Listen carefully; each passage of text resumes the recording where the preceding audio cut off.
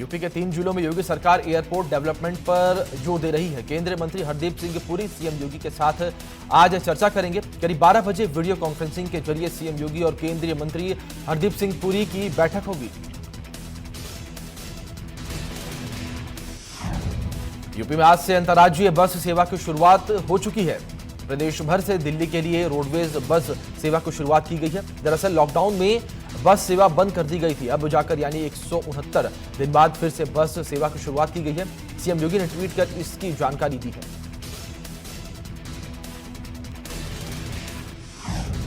RSS प्रमुख मोहन भागवत को 2 दिनों के प्रवास पर कानपुर पहुंचे हैं। संघ प्रमुख मोहन भागवत आज और कल प्रांतीय पदाधिकारियों के साथ आत्मनिर्भर भारत, गौ सेवा, पर्यावरण सुरक्षा संबंधित विषयों पर चर्चा करेंगे। इसके साथ ही कोरोना काल में आरएसएस की तरफ से किए गए कार्यों की समीक्षा भी की जाएगी। यूपी में 21 सितंबर से स्कूल नहीं खोले जाएंगे। दरअसल कक्षा 9 से 12 तक के स्कूल खोलने के आदेश दिए गए थे। बढ़ते कोरोना संक्रमण के चलते यह फैसला लिया गया है। संक्रमण की स्थिति का जायजा लेने के बाद ही स्कूल खोलने का निर्णय लिया जाएगा। चरणबद्ध तरीके से दिल्ली मेट्रो की 3 और लाइनों को आज से खोल दिया गया है। इसमें रेड लाइन, ग्रीन लाइन और वॉलेट लाइन शामिल है। येलो लाइन, ब्लू लाइन और पिंक लाइन को पहले ही शुरू किया जा चुका है। रेड लाइन, ग्रीन लाइन और वॉलेट लाइन की सर्विस आज सुबह 7 बजे से शुरू हो चुकी है। गाजियाबाद में आज से रेड लाइन मेट्रो की शुरुआत हो चुकी है, जिससे गाजियाबाद के लोग शहीद स्थल से रिठाला तक का सफर तय कर पाएंगे। कई मेट्रो ट्रेन 7 तारीख से शुरू हो गई थी। मेट्रो सेवा शुरू होने की वजह से यात्रियों में खुशी नजर आ रही है। आने वाले फेस्टिव सीजन के मद्देनजर रेलवे 12 सितंबर से जिन 40 जोड़ी नई स्पेशल ट्रेनों का परिचालन शुरू करने जा रही है, उन ट्रेनों में सीट रिजर्व कराने के लिए आज से बुकिंग शुरू हो जाएगी। हालांकि ये सभी ट्रेनें पूरी तरह रिजर्व होंगी और इनमें बिना कंफर्म टिकट के यात्री सफर नहीं कर सकेंगे। देश में 24 घंटे में सबसे ज्यादा 95,734 नए कोरोना के मामले सामने आए हैं। नए मामले सामने आने के बाद स्वास्थ्य विभाग से लेकर आम लोगों की भी चिंताएं बढ़ गई हैं। वहीं कोरोना से 1,172 लोगों की मौत हो चुकी है। कुल मरीजों की संख्या 44,65,863 पहुंच चुकी है।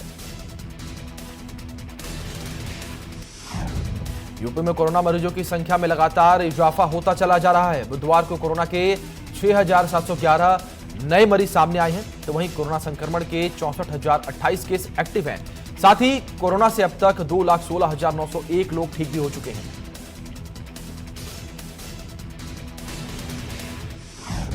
उत्तराखंड में बुधवार को कोरोना के 1,061 नए मामले सामने आए हैं। नए मामले सामने आने के बाद 27,211 मरीजों की संख्या यहां पर हो चुकी है। तो वहीं कोरोना की वजह से अब तक 372 लोगों की मौत भी हो चुकी है।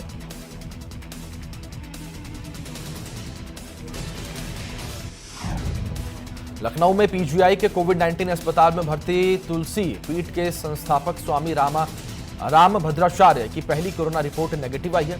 स्वामी रामभद्राचार्य से कोरोना की पुष्टि के बाद 22 अगस्त को पीजीआई में भर्ती कराया गया था। दूसरी कोरोना रिपोर्ट नेगेटिव आने के बाद अस्पताल से छुट्टी मिल जाएगी।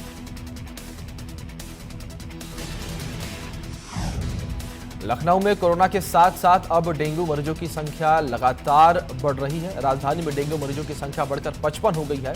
कुछ मरीजों में डेंगू के साथ साथ कोरोना की भी पुष्टि हुई है, जिन्हें बलरामपुर अस्पताल में भर्ती करवाया गया है। अलीगढ़ में योगी सरकार एक विश्वविद्यालय बनाने जा रही है, जिसका नाम राजा महेंद्र प्रताप सिंह यूनिवर्सिटी होगा। मुख्यमंत्री योगी आदित्यनाथ ने अधिकारियों को विश्वविद्यालय के निर्माण में तेजी लाने का निर्देश दिया है। हालांकि इस विश्वविद्यालय को बनाने की घोषणा बीजेपी सरकार 1 साल पहले अपने सरकार बनने के 1 साल बाद कर चुकी थी। औरैया के दिन दहाड़े ब्राह्मण व्यापारी की ईंट से कुचलकर हत्या कर दी गई। व्यापारी के मर्डर के बाद इलाके में हड़कंप मचा हुआ है। बताया जा रहा है कि लेन देन में ब्राह्मण व्यापारी की हत्या की गई है। वहीं अपराधियों ने शव को खेत में फेंककर वहां से फरार हो गए। पुलिस ने 2 नामजद आरोपियों को गिरफ्तार कर लिया है। सदर कोतवाली के दिबियापुर बाईपास की घटना बताई जा रही है।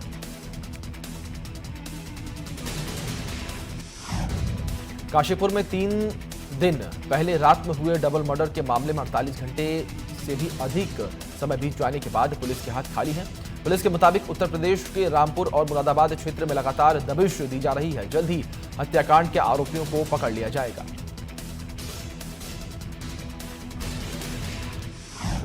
सुल्तानपुर में 2 सगे भाइयों पर चाकू से हमला कर दिया गया। हमला होने के बाद लोगों में अफरा तफरी का माहौल बन गया। इलाज के दौरान एक भाई की मौत हो गई, जबकि दूसरे भाई की हालत गंभीर बनी हुई है। फिलहाल पुलिस मामले की जांच कर रही है।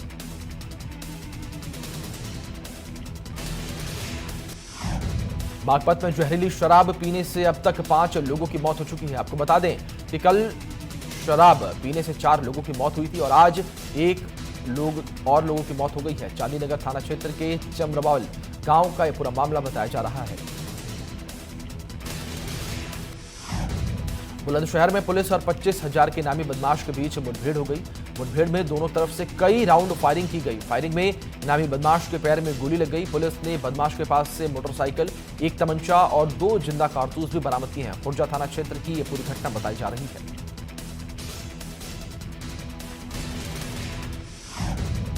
ग्रेटर नोएडा में वही लूटने के चक्कर में पुलिस ने बहुत बड़ी लापरवाही की है, वो लापरवाही सामने आई है। 3 दिन पहले कंपनी में हुई चोर की हत्या मामले में नया मोड़ सामने आया है। मृतक के परिवार ने कंपनी और पुलिस पर गंभीर आरोप लगाए हैं। मृतक 12 साल तक उसी कंपनी में गार्ड की नौकरी करता था।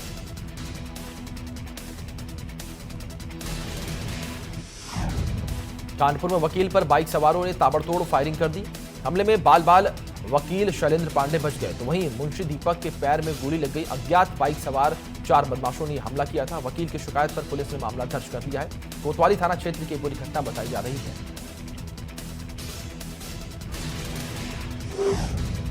कानपुर में राजकीय बालिका गृह से 2 नाबालिग लड़की भाग गई, जिसके बाद बालिका गृह में हड़कंप मच गया। मामले को स्वरूप नगर थाने में तहरीर दी गई है। फिलहाल पुलिस इस पूरे मामले की जांच कर रही है।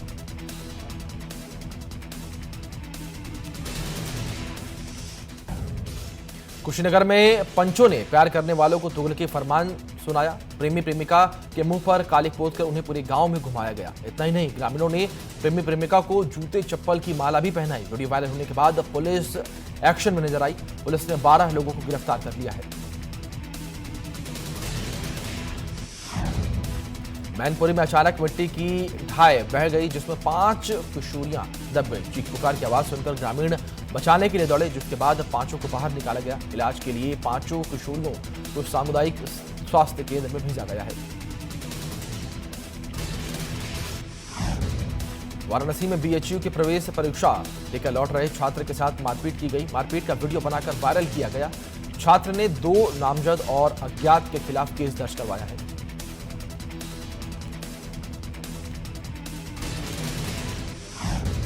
रामनगर में घायल बाघिन के एक बार दिखाई देने से लोगों में दहशत का माहौल बना हुआ है। इस बार बाघिन गांव के पास ही सड़क पर चहलकदमी करती दिखाई दी। बाघिन के चेहरे पर काफी गंभीर चोटें भी लगी हैं। बाघिन के इलाज के लिए वन विभाग की कई टीमें गठित की गई हैं, लेकिन ये बाघिन हाथ नहीं लग रही है।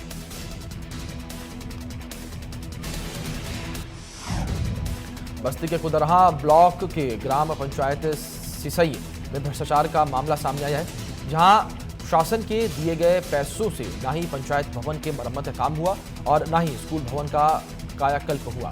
इस भवन की मरम्मत के लिए दी गई धनराशि को प्रधान ने अपनी जेब में रख लिया। जनप्रतिनिधि और अधिकारियों के मिलीभगत से 4 लाख रुपए का बंदरपाट कर दिया गया।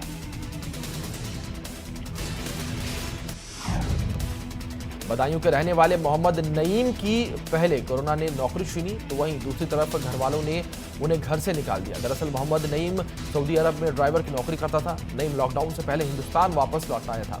उसके घर वाले नईम को उसकी गर्भवती पत्नी समेत घर से बाहर निकाल दिया।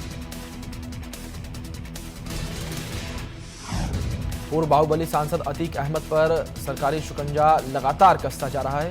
झुंसी के कटका इलाके में लगभग 4 बीघे के प्लॉट पर बने कोल्ड स्टोरेज को खाली करवाकर सील करने की कार्रवाई की गई है। अतीक के करीबियों ने अवैध तरीके से कब्जा कर कोल्ड स्टोरेज बना रखा था।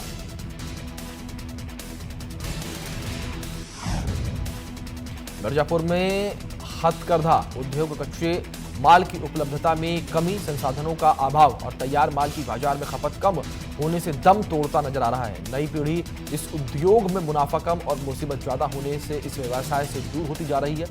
बची कुछ इकाई भी बंदी के कगार पर पहुंच चुकी है।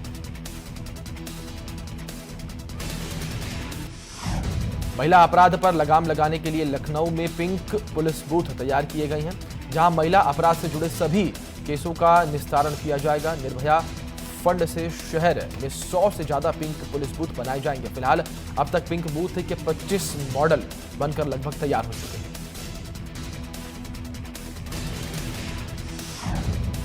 वाराणसी में प्रणाम वंदे भारतम समिति ने कंगना के समर्थन में और संजय राउत के खिलाफ प्रदर्शन किया। महाराष्ट्र सरकार की कार्रवाई से कंगना के समर्थकों में नाराजगी जताई। प्रदर्शनकारियों ने कहा कि संजय राउत और अबू आजमी पर कार्रवाई की जाए।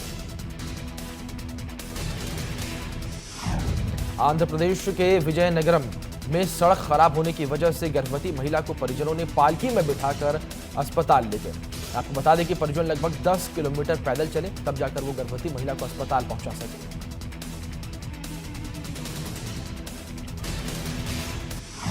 आज वर्ल्ड सुसाइड प्रिवेंशन डे है। आज के दिन लोगों को मानसिक स्वास्थ्य के प्रति जागरूक किया जाता है। हर साल 10 सितंबर को आत्महत्या के बढ़ते मामलों को रोकने के लिए मनाया जाता है। आपको बता दें कि विश्व आत्महत्या रोकथाम दिवस सबसे पहले 2003 में शुरू किया गया था।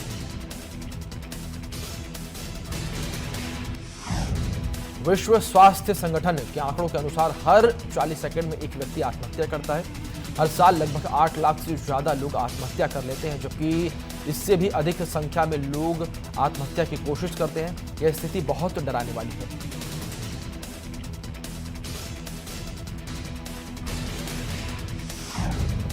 एलएसी पर चीन से तनाव जारी है। इस बीच चीन की हरकतों पर अब भारत का रुख बेहद ही सख्त हो गया है। भारतीय सेना ने अपने फील्ड कमांडर्स को सख्त निर्देश दिए हैं कि किसी भी हालत में चीन सैनिकों को एलएसी का उल्लंघन नहीं करने दें।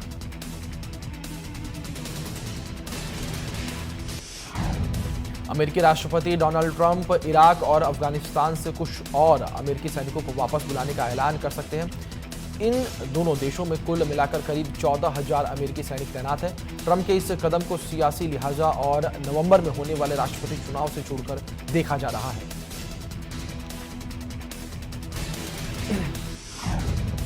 कोरोना वायरस के मामले में ऑक्सफोर्ड यूनिवर्सिटी की वैक्सीन से सबसे ज्यादा उम्मीद थी।